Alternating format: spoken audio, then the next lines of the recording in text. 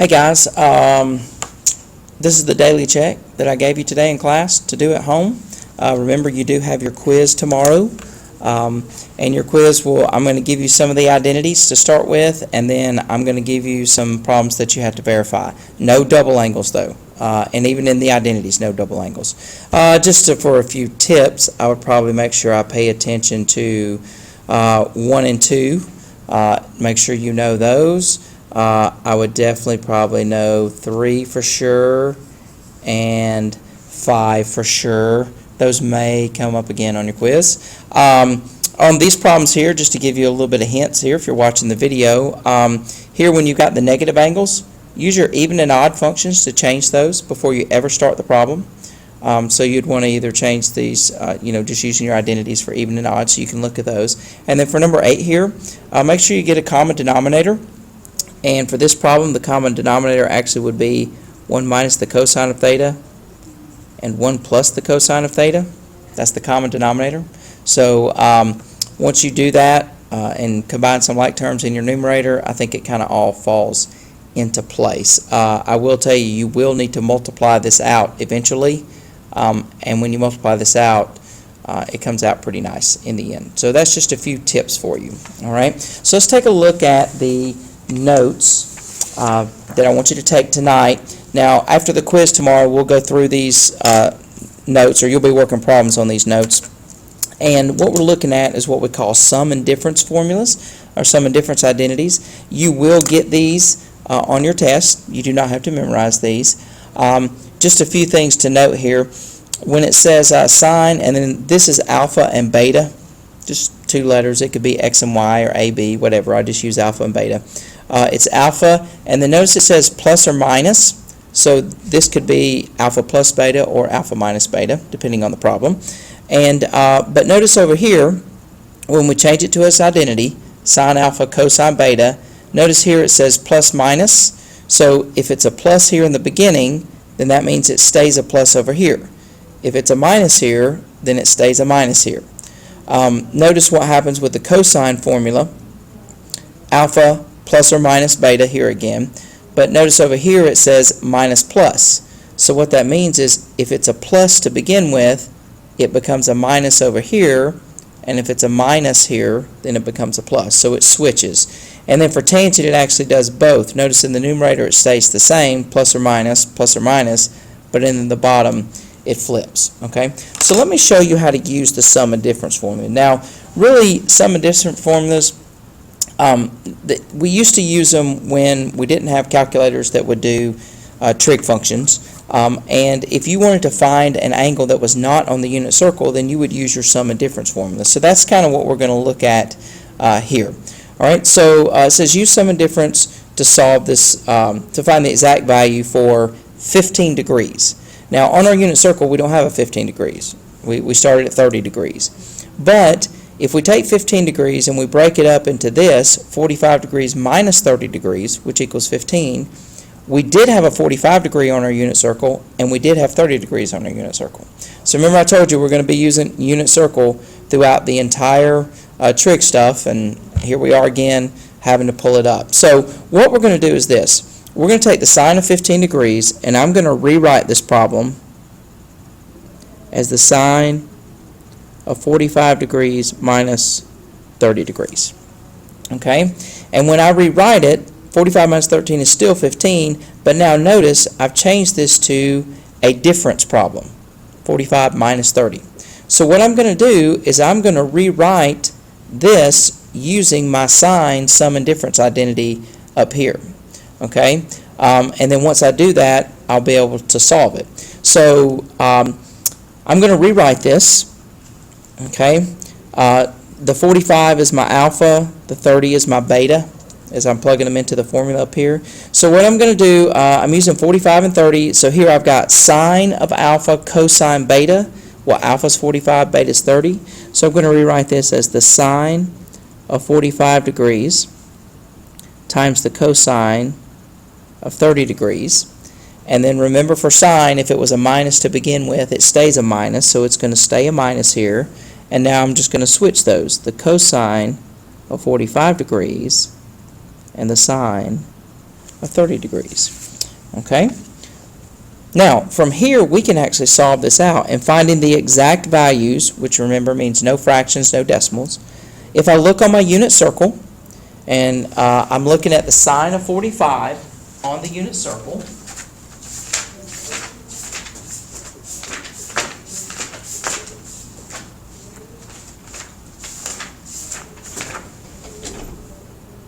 sorry about that, I had to find my unit circle. So go back to your unit circle. Remember, cosine is x, sine is y. So if I'm looking at 45, the sine of 45 is radical 2 over 2. So here I'm going to replace this and say, okay, that's radical 2 over 2. That's the sine of 45.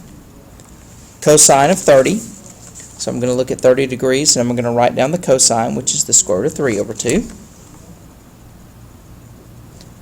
Minus the cosine of 45, that was the same as the sine, is square root of 2 over 2. And then the sine of 30 is 1/2. So I'm looking at 30 degrees, and I find 1/2. All right? And now I'm just going to multiply these out and combine like terms, and I'll have my answer. So square root of 2 times the square root of 3, that's the square root of 6, and then 2 times 2 is 4. Minus, and here square root of 2 times 1 is the square root of 2, and again 2 times 2 is 4. Now the nice thing is I already have a common denominator here, so I can rewrite this as the square root of 6 minus the square root of 2 over 4. And that is my final answer. Now that looks a little crazy, I know, but that's what it comes out to be when you're dealing with these sum and difference formulas. Okay? So looking at cosine, well, I would do the same exact problem, except I would write it out here. So I want you to try the cosine and also try the tangent, and then we'll look at those tomorrow in class. Okay? Let's skip down to example 2.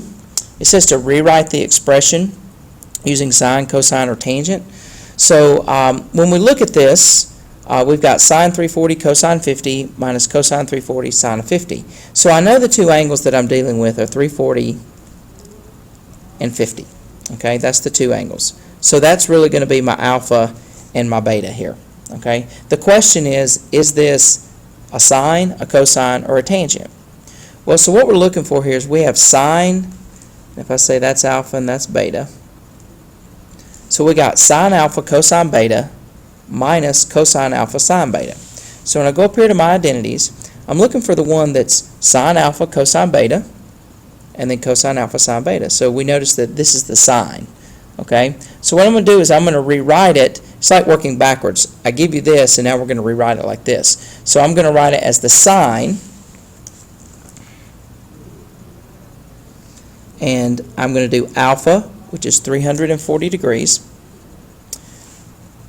Sine of alpha is 340 degrees. And then since it was a minus here, for the sine problems it stays the same, so it's going to stay a minus here, and my beta was 50 degrees. And then I can combine those two. 340 minus 50 is 290 degrees. And that's my final answer. So I took it and wrote it as a single expression there. Okay?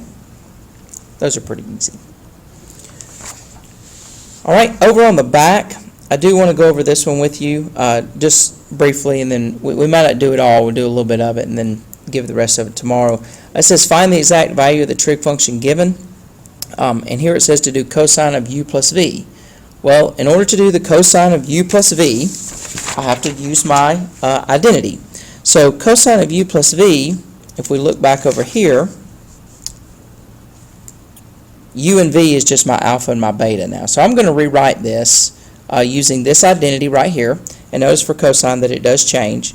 If it was minus to start with, it now becomes a plus. So I'm going to rewrite this as cosine u, cosine v. We started out with a plus, so now I'm going to do the opposite, make that a minus. And then it's sine u, sine v.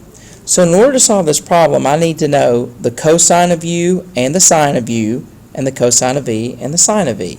And once I know that information, then I can just plug in my numbers and solve it out. But in order to get that, I have to set up a triangle. Now, we've done these SOHCAHTOA triangle problems before, but the issue is we have two different trig functions here. But what that means is we have two different triangles. So my first triangle that I'm going to set up, and I'm going to draw the same triangle I've been drawing this whole time, is I'm going to set up my U triangle. And then I'm also going to set up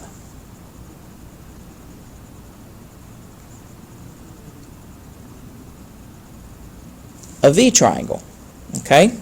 Now, in my U triangle, I'm looking at sine of U, and remember sine is opposite over hypotenuse, O over H.